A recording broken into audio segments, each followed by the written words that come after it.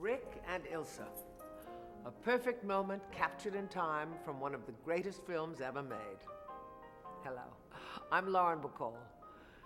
Now, you must realize I'm biased when it comes to speaking of Casablanca, but I truly believe with Bogey and Bergman leading the troupe of extraordinary players, a cinema masterpiece was created and movie magic made. The lure of Casablanca lies in its romance, intrigue, and mystery. But those are common ingredients for many movies. I think what makes Casablanca a landmark film and a touchstone for so many is largely because of its romance. Casablanca premiered in 1942, a time when the world was embroiled in the Second World War. The film perfectly captures the fervor of national pride and sacrifice. It's no wonder Casablanca remains a favorite of audiences around the world. To truly be called a cinema classic, a film has to enter the very fabric of our global conscience. Casablanca has done that and much, much more. Famous lines from the film are quoted so often they have entered the realm of popular jargon. Think about it. When someone says, "Here's looking at you, kid," there is instant identification, and therein lies the magic of Casablanca. So welcome once again to Rick's Cafe Americain. Once you cross the threshold, you'll be caught in the mystical spell of romance, mystery, intrigue, and danger. All courtesy of Bogey, Bergman, and the magic of film. Now there's only one thing left to say. Play it, Sam. Halt!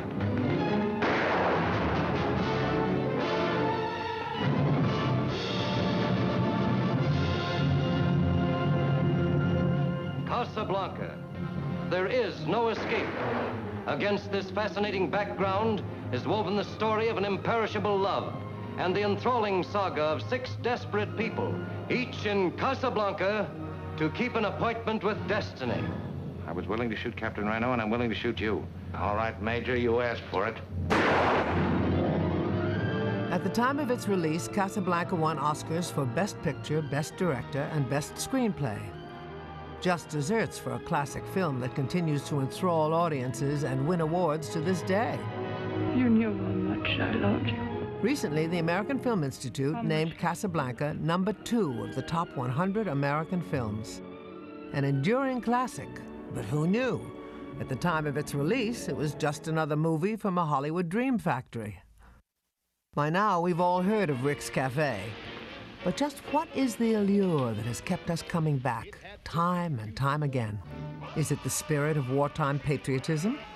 The intrigue and danger of the mysterious desert locale? Or is it the desperation of star-crossed lovers trapped in Casablanca?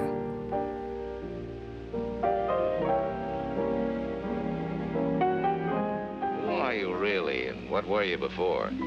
What did you do, and what did you think, huh? We said no questions.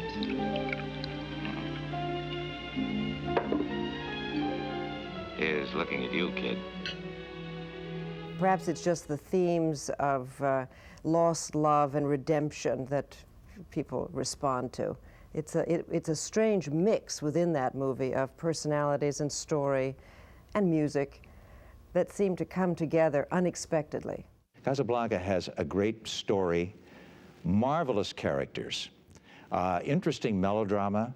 The thing moves like gangbusters. The backdrop still works, even though it's dated, but it goes beyond that. It transcends the period. It seems incredible now, but every major studio made a picture a week, 50 pictures a year. When we were shooting Casablanca, it was just one of the 50. Hollywood, 1942. The studio system was at its peak. Samuel Goldwyn, David O. Selznick, Louis B. Mayer.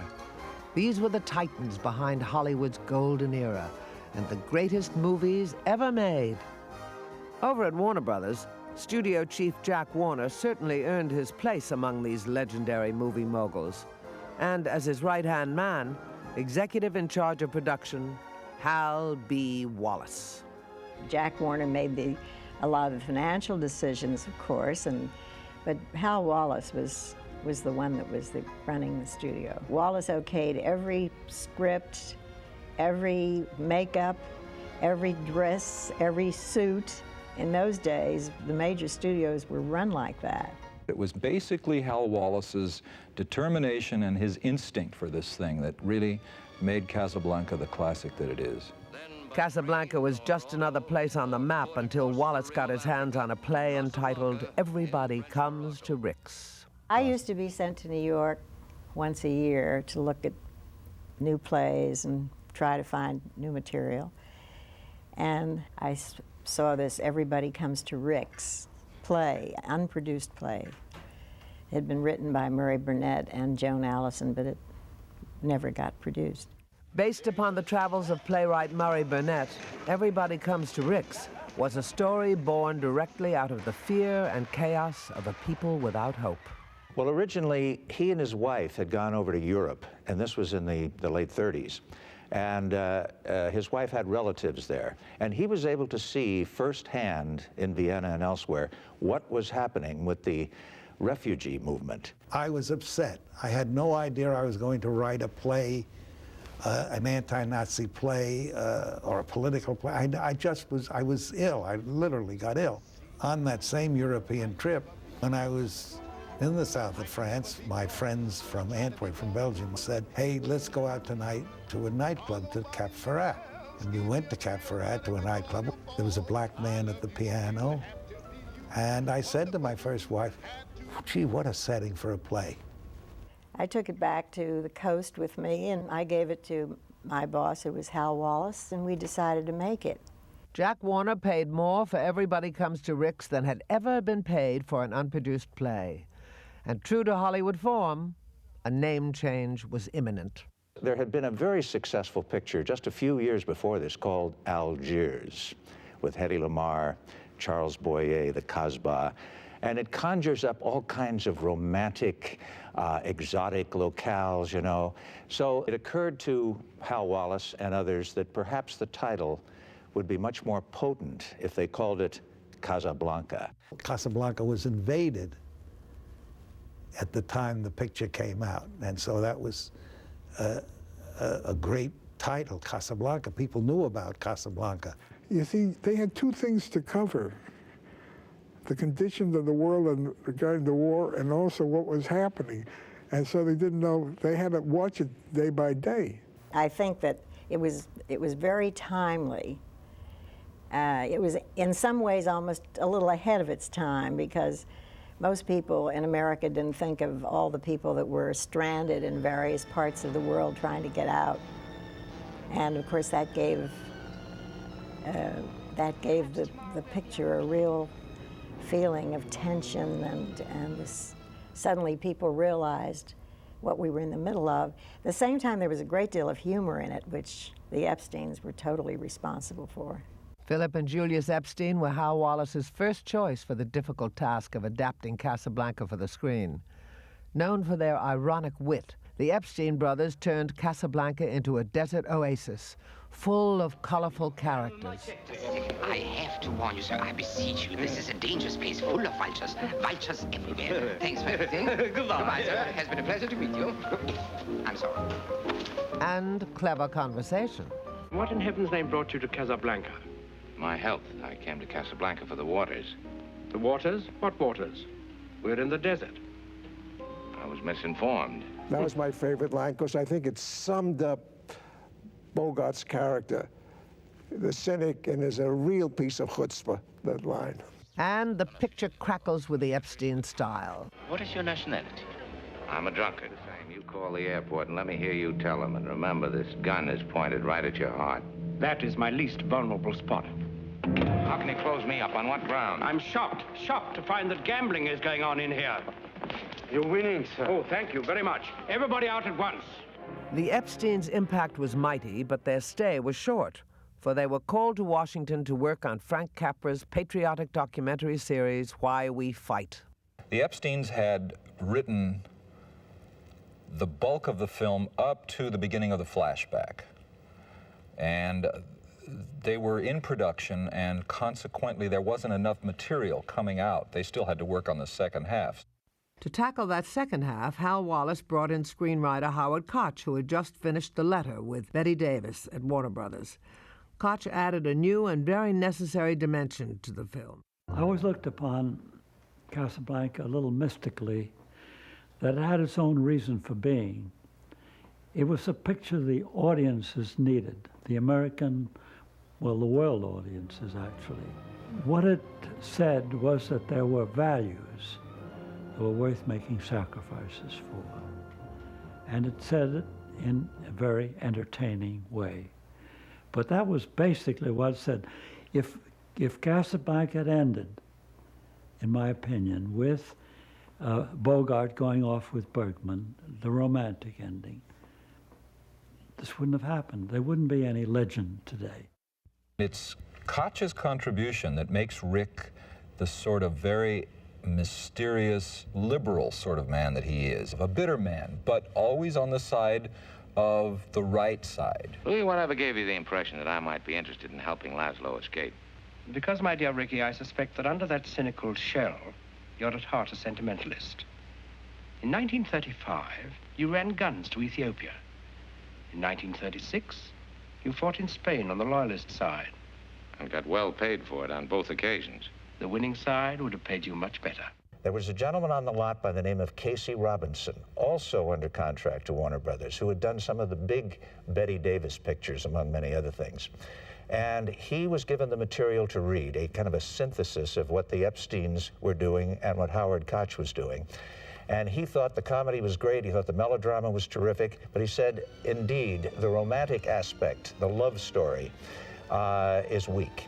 So they put him on the picture, and he gave his attention to the romantic scenes, to the flashback, adding more scenes with Rick and Ilsa. The flashback sequence in Casablanca when they go to Paris, the entire thing is done almost entirely with music. And it's Steiner, of course, that wrote the music. He knew how to, he was a master at orchestration. He was a master at taking popular songs of the time and making them sound like they were written specifically for what he was doing. Max Steiner was Hal Wallis's favorite composer. Indeed, he was everybody's favorite composer at Warner Brothers. His stunning score dominates the Paris flashback and sets the mood for one of the screen's greatest romances. He was always on the cutting edge with all of his scores. And he had a great facility for working a tune into a picture. The way he worked in the, as time goes by, you hear fragments of it here and there, and it's really masterful what he did.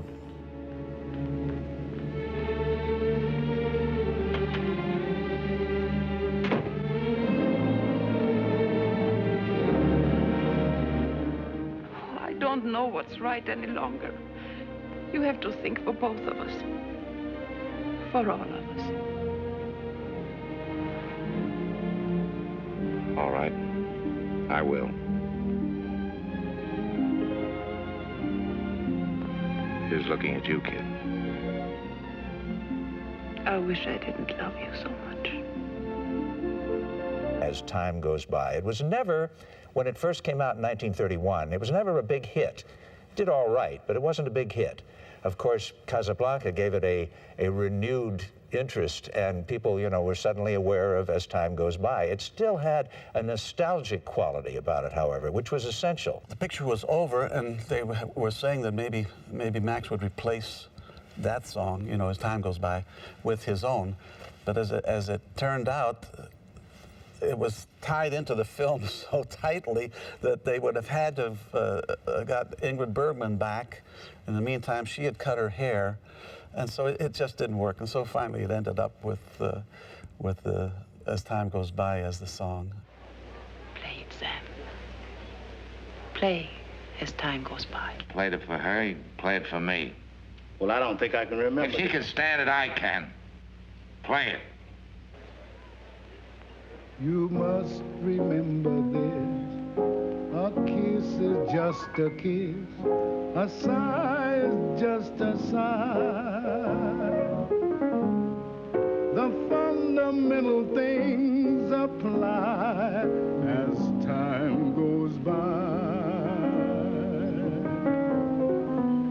You can't hear this song as time goes by without having some kind of an instant recall. And I think that's what, to get all the elements together to create that powerful image, that's what a song takes, needs to become a standard. As time goes by. Paris, a place for living and loving. Suddenly, lives shattered and lovers torn apart. Everyone can identify with Rick and Ilse's ill-fated love affair. And it's hard to think of Casablanca without the unforgettable performances of Humphrey Bogart, Ingrid Bergman, and Paul Henreid. But as the screenplay was being adapted, Warner Brothers announced the stars of the picture: Dennis Morgan, Ann Sheridan, and Ronald Reagan. I've read stories and I've heard talk that Ronald Reagan was considered for lead, that George Raft turned it down. We didn't know any of that while we were working on it. And all I can say is we were very, very lucky not to get Reagan, and Raft turned it down. And Bogey set the standard for the sensitive yet hard-nosed hero. Of all the gin joints in all the towns in all the world, she walks into mine. Wallace decided that Ingrid Bergman would be perfect for the role of Ilsa. There was only one catch. Ingrid Bergman seemed to be the ideal choice, but David O. Selznick had Ingrid Bergman under contract. So the deal was, between Selznick and Hal Wallis, that Selznick would loan Ingrid Bergman for Casablanca, and Warner's would loan Olivia de Havilland to David O. Selznick. Well, my brother and I were called into Hal Wallis's office, and he said, Selznick wants to hear the story before he'll give us Bergman. And we said, what story? We haven't worked it out yet. And he says, wing it. So we went to Selznick's office, and he was having lunch at his desk, and he was eating soup, and he never looked up at us. He said, go ahead. And we said, you know, it's Casablanca, and the refugees are coming in, and they're in trouble, and they have to get out, and they have letters of transit, and some couriers have been murdered, and there's a man who sells the letters of transit, and there's a Bulgarian couple comes. I keep on talking, and I suddenly realized that I've talked about a half hour or 45 minutes of the story, and Bergman's character hasn't appeared yet. And he hasn't looked up at us yet. So I said, oh, here comes the key word. I said, oh, mad. It's going to be a lot of mad like Algiers. A lot of cigarette smoking, guitar. And he looked up and he nodded, and we knew we had Bergman. Said Hal Wallis, she's the only actress with the luminous quality, the warmth and tenderness for the role. I tried to stay away. I thought I would never see you again. That you are out of my life.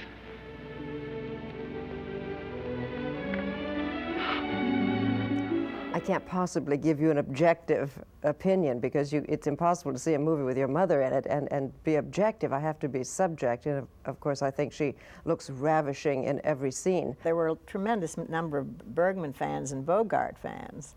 So, you know, people used to go to see stars in those days, not so much the picture. They would go for the star.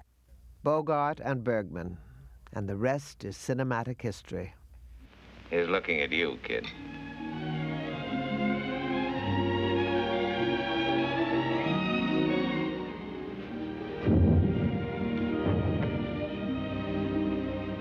Is that cannon fire? Or is it my heart pounding? Wherever they put you, and wherever I'll be, I want you to know that.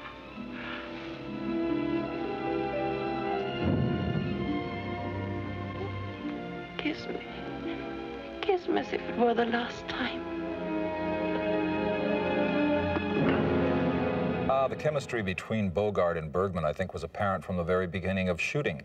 There are times when actors and actresses just click, even though they have very little in common with each other.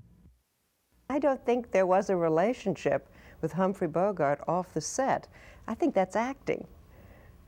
They were acting. Ilsa, in love with one man and devoted to the cause of another. Resistance leader Victor Laszlo, portrayed by the dashing Paul Henreid. I love you very much, Ilsa. Your secret will be safe with me. Paul Henreid was now doing Now Voyager, the Bette Davis picture at Warner Brothers, and they were looking at the dailies saying, this guy's terrific, he's marvelous, he'd be ideal for Laszlo. But he was under contract to RKO Radio Pictures. He'd been loaned out for Now Voyager. So what happened is they convinced Paul Henreid to take third billing, but co-starring billing. The stars were supported by a superlative backdrop, a stellar roll call of Hollywood's finest actors. Who can forget Sidney Greenstreet as the unscrupulous Ferrari? It would take a miracle to get you out of Casablanca, and the Germans have outlawed miracles. Peter Lorre as the scheming Ugarte. Rick, hide me. Do something. You must help me, Rick. Do something. Rick! Conrad Veidt as the villainous Strasser. My dear mademoiselle, perhaps you have already observed that in Casablanca, human life is cheap. Dooley Wilson as Rick's trusted friend. How much trouble? So much trouble. Well, now, don't you frown. Just knuckle down and knock on wood. And the unflappable Claude Rains. I've often speculated on why you don't return to America. Did you abscond with the church funds? Did you run off with the senator's wife? I like to think that you killed a man. It's the romantic in me. This is a very exciting set because you had all types of actors, all types of uniforms. You had French sailors, French soldiers. You had America. It was a fantastic set to be working on. Orchestrating the activity on the set was director Michael Curtiz. The king of Warner Brothers action pictures, Curtiz was the man behind such blockbusters as Captain Blood and The Adventures of Robin Hood. Welcome to Sherwood, my lady. Mike Curtiz was the busiest man on the set. He was running all over the place like he was being chased by someone.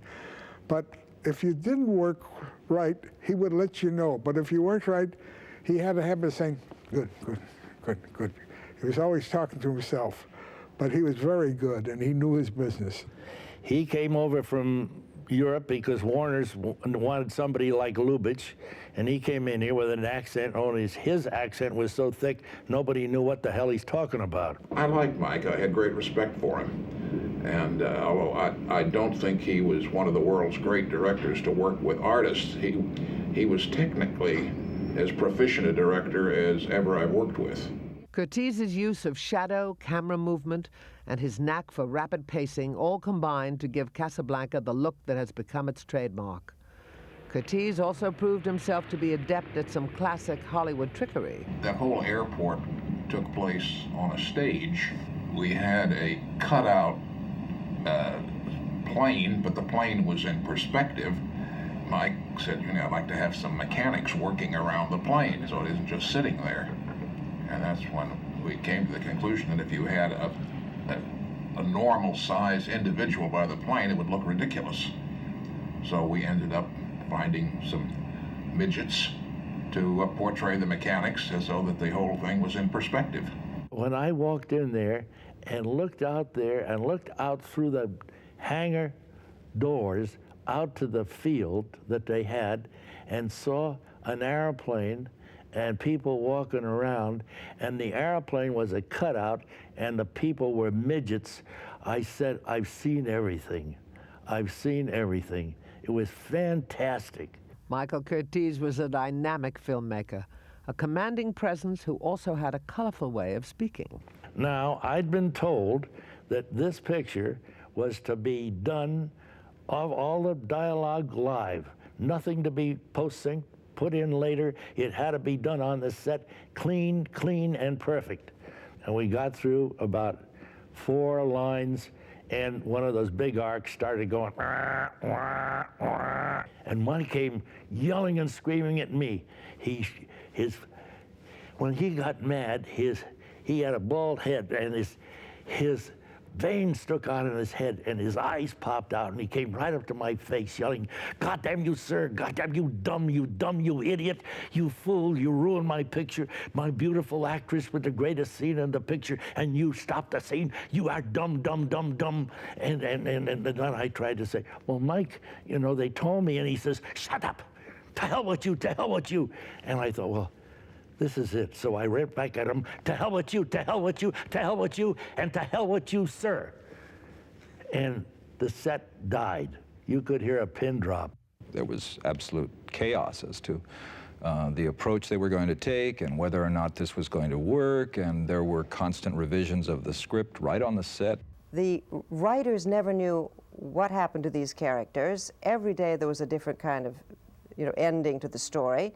She was very uncomfortable. My mother felt very uncomfortable, she said, making the movie because she was so insecure with the filmmakers who didn't seem to know what they had in mind. In addition to routine changes, the script was revised to meet the demands of censor Joseph Breen. To accommodate the Breen office, overt sexuality contained within the play was cleverly transformed into subtle innuendo. Could I speak to you for just a moment, please? How'd you get in here? You're underage. I came with Captain Reno. I should have known. My husband is with me, too. He is? Well, Captain Reno's getting broad-minded. Sit down. The Breen office at the time said, make sure that there's no suggestion in the audience's mind that they went to bed together. And we said, fine, because we knew that the audience would make up their own mind and each would have their bed scene in their own imagination, which was much better than actually showing it, I think. If you knew how much I loved you, how much I still love you.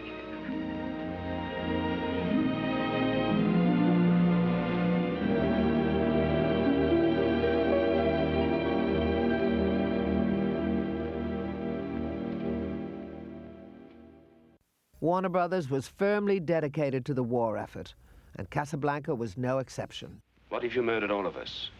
From every corner of Europe, hundreds, thousands would rise to take our places. Even Nazis can't kill that fast. Play La Marseillaise.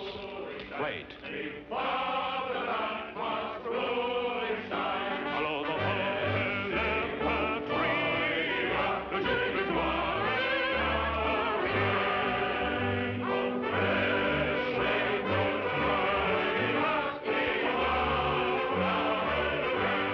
I cried when I wrote it. I literally cried when I wrote it. Tears. Actual tears. I was writing and I cried.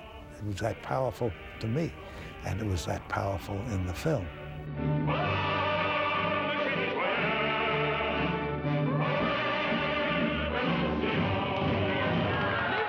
Well, by now, the Epsteins have come back from Washington, and they're working on the script again, and they're trying to determine what to do about the ending. It's still a story without an ending. New pages were being delivered to the set daily, but still the ultimate outcome of the story remained unknown. They couldn't figure out whether Ilsa stayed with her husband or went off with the Humphrey Bogart character, went off with Rick. They could never make up their minds during the making of the film who the main character should end up with. She said, I said to the Epstein brothers, who do I go off with at the end, Henry or Bogart? And we said, as soon as we know, we'll let you know. And in a moment of mutual inspiration, the means to the end finally came to them. Phil, my brother, and I were driving to the studio on Sunset Boulevard, and just below Beverly Glen, we turned to each other and said simultaneously, round up the usual suspects. If you're going to round up the usual suspects, what for? A murder. Get away from that phone. I would advise you not to interfere. I was willing to shoot Captain Reno, and I'm willing to shoot you. Who does the audience want to see murdered? Major Strasser. Put that phone down. Get me the radio tower. Put it down. Who do they want to see kill Major Strasser? Humphrey Bogart. And who do they want to see round out the whole thing? Claude Rains with the line, round up the usual suspects. Major Strasser has been shot. We were walking from the commissary one day, and we hear voices hailing us, and we turn, and there's Michael Curtiz, the director, and Hal Wallace running towards us, and their faces are white. He said, your ending does not work. And we said, what do you mean it doesn't work? He said, come on to the projection room and we'll show you. Bogart shoots Strauss, he falls to the floor, the gendarmes walk in, and Claude Rains says, Major Strasser has been shot, round up the usual suspects. We said, you can't do that. You've got to show a shot of Bogart waiting, a shot of Rains looking at him back and forth, and then he says... Round up the usual suspects. And it worked. And then we knew it had an end, but we never could understand why such experienced people hadn't seen it. I think it's because they were so nervous about the picture. Now that an end to the film had been discovered, the only way to resolve Casablanca's love affair became clear. If that plane leaves the ground and you're not with him, you'll regret it. Maybe not today, maybe not tomorrow, but soon and for the rest of your life. But what about us? We'll always have Paris. We didn't have, we lost it until you came to Casablanca. We got it back last night. When I said I would never leave you. And you never will. But I've got a job to do, too. Where I'm going, you can't follow. What I've got to do, you can't be any part of. Ilsa, I'm no good at being noble, but it doesn't take much to see that the problems of three little people don't amount to a hill of beans in this crazy world. Someday you'll understand that. Now. Here's looking at you, kid.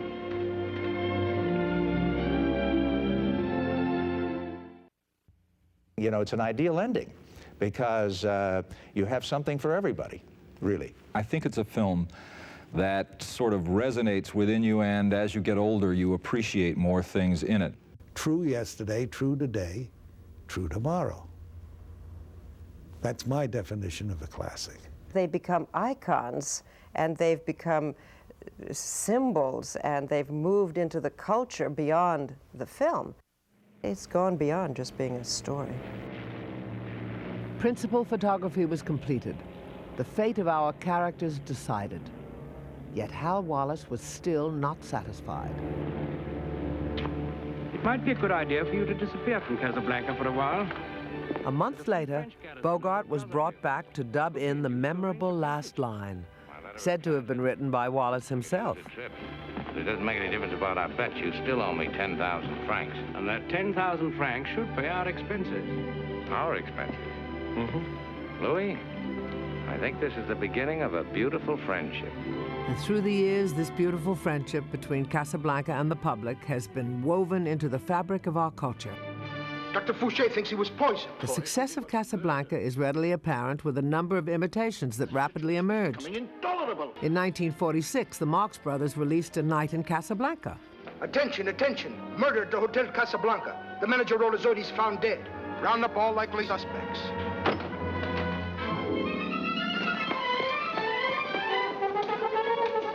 What do you think you're doing? Holding up the building? Come on!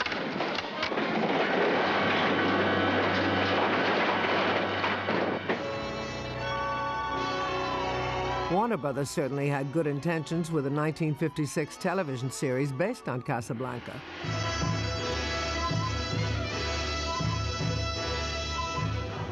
As a segment of Warner Brothers' television anthology series, this World War II drama was a study in 50s sensibilities. How unhappy! The series tried to capture the magic of the film. Knock on wood. And the magic eluded them. A kiss is still a kiss. Undaunted, Warner Brothers tried again in 1981. The fundamental. This series starred Scatman Crothers as Sam, David Soul as Rick, If you have been in Casablanca, and Hector Elizondo as Reno. round up the usual suspects. Again, the magic was missing.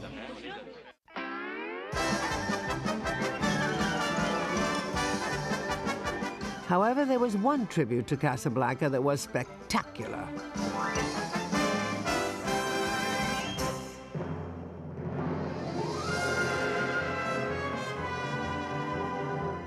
Who's got trouble? We've got trouble. How much trouble?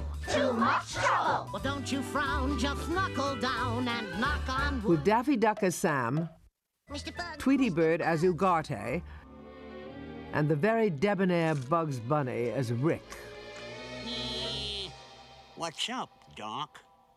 I'm sure I wouldn't know. Carrot Blanca was a clever and fitting tribute to a cinema masterpiece. Of all the juice joints in all the towns and all the countries and all the worlds, she picks this one. I know what you mean. Casablanca has been called a perfect film, capturing the spirit of romance, patriotism, intrigue, and idealism with artistic integrity and honesty that is rarely found in film. I tend to agree. Generations to come will embrace the story of Rick's Café Americain, and as time goes by, the lure of Casablanca and Bogey and Bergman will continue to cast its spell. This truly is cinema magic.